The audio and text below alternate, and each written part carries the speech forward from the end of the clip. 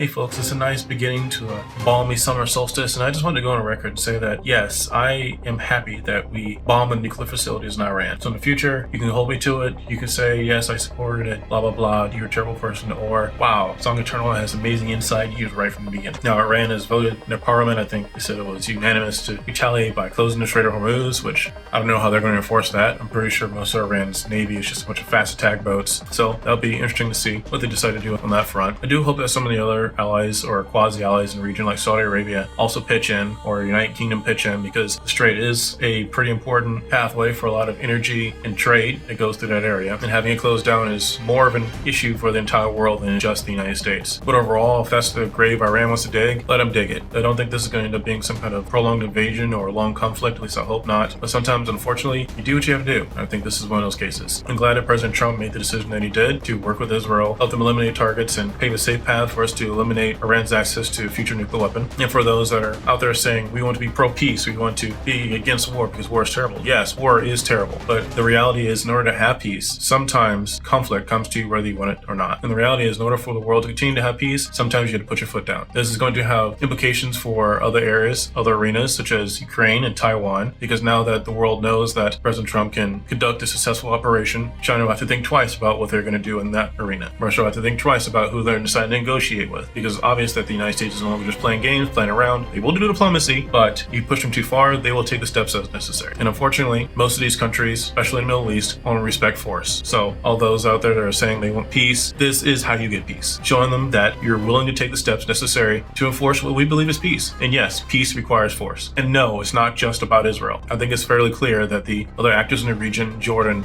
Lebanon, Saudi Arabia, Qatar, are tired of Iran constantly sowing discord in the region. And it's gotten so bad that whatever differences they've had with Israel have taken a back burner. And it was important for President Trump to show up and prove that the United States was back. I believe for them now to feel more comfortable taking actions on their own in the region. I think that's been shown true as far as Saudi Arabia not only starting to take care of the civil war to the south with Yemen, but also allowing Israel to fly through their airspace and to do bombing sorties on Yemen. Peace is merely the enforcement of order, is the elimination of chaos. And what the anti-war people, as well-meaning as they are, need to realize is that sometimes you have to actually be that enforcement arm and you have to be that elimination of chaos. As the United States of America, whether we like it or not, I don't want us to be the world peace. I don't want us to be the world police, but sometimes reality dictates that we're the ones that have to take the action. And I hope that we don't have to take many more actions in the future. I hope we don't have to take any actions in the future. But if we do, so far, I believe our Commander-in-Chief has proven himself worthy enough to take the actions that are necessary. May God bless this country, and let's hope our troops in the region stay safe. Follow me for more balanced takes.